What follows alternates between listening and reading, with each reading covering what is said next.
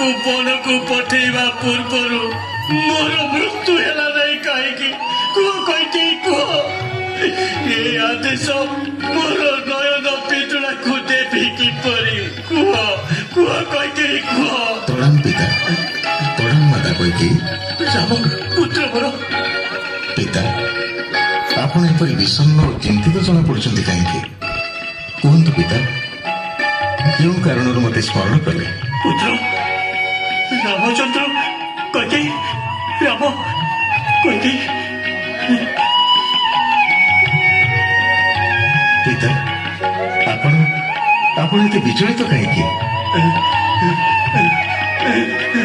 माता मु अजानत एपरी किसी दोष करिछि जोथिपाई पिता आज एते विषण्ण देखा जाउछंती कौन से शारीरिक किंबा मानसिक पीड़ारे से व्यथित होनांती तो ना तांकर कौन से शारीरिक किंबा मानसिक पीड़ा होई नाही राम पुत्र मोर पिता कहतु पिता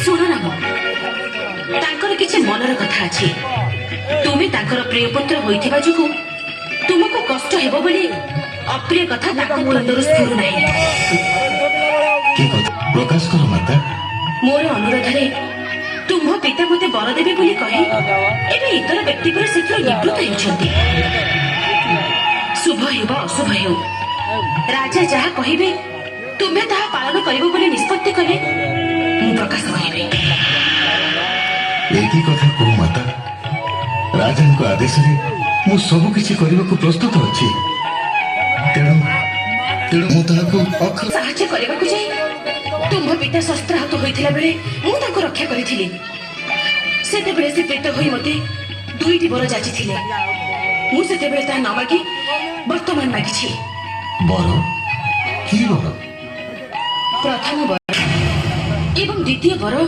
तुमे 14 वर्ष वनवास जीव ए सामान्य कथा पई एते द्वंद्व तुमरी कथा हेबो पितृ सत्य पाइबा पई मु वनगमन करिबी हेली माता तुमर मो पर समस्त अधिकार थिबा बेले तुमे ए विषय पिता को काहे की कहबा गल तुम कथरे मु तो 14 वर्ष वनवास करिथांती तेरे वो विलंब काहे की तुमे शीघ्र वन को जीवार आयोजन कर तुमे जे पर्यंत अयोध्या न छाड़ीछ से पर्यंत तुमर पिता स्नान भोजन करिवे नाही तबे निश्चिंत रहो माता मोर वन को जीवार आदौ विलंब हेबो नाही केवल माता कौशल्या आउ सीतांकर अनुमति नहीं मु वन को चली जीवी ना ना ना ना पुत्र मोर तोते छाड़ी मो रही पारिबी नहीं पुत्र तोते छाड़ी मो रही पारिबी नहीं केमंते मुछिबी धन मो पराण निधि केमंते मुछिबी धन मो पराण निधि पाषांडी कबळे पड़ी हराइली शिथिले केमंते मुछिबी धन मो पराण निधि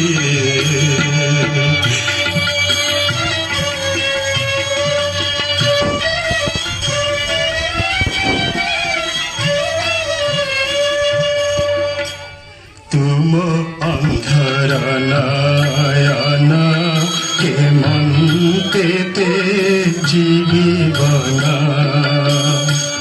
तुम अंधर नयन केमंते ते जीवन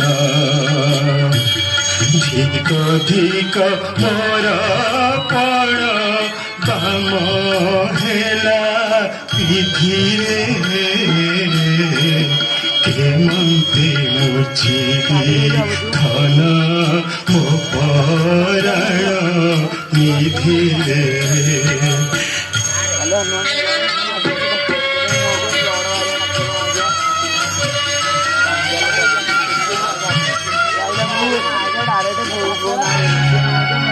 पाषाणी कबल पड़ी ତୋତେ କଣ ମୁଁ ଚିରଦିନ ପାଇଁ ହରେଇ ବସିବି ପୁତ୍ର?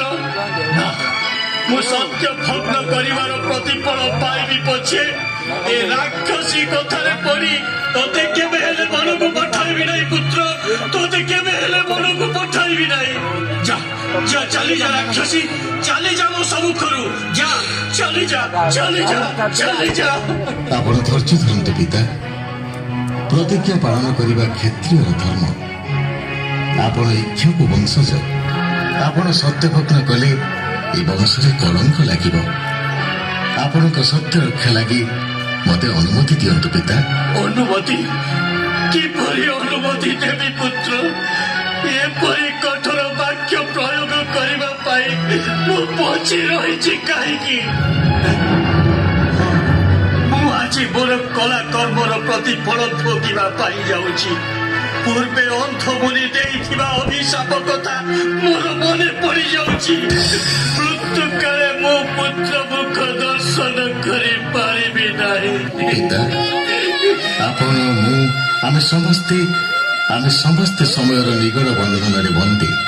ବିଧାତାର କଠୋର ନିର୍ଦ୍ଦେଶରେ ଆମେ ସମସ୍ତେ ପରିଚାଳିତ। ପିତା, ମୁଁ ବଞ୍ଚି ଥାଉ ଥାଉ ଆପଣ ସତ୍ୟ ଭଗ୍ନ କରି ଏ ଜଗତରେ ନିନ୍ଦିତ ହେବେ, ଏଇଟା କଣ ଶୋଭା ପାଇବ?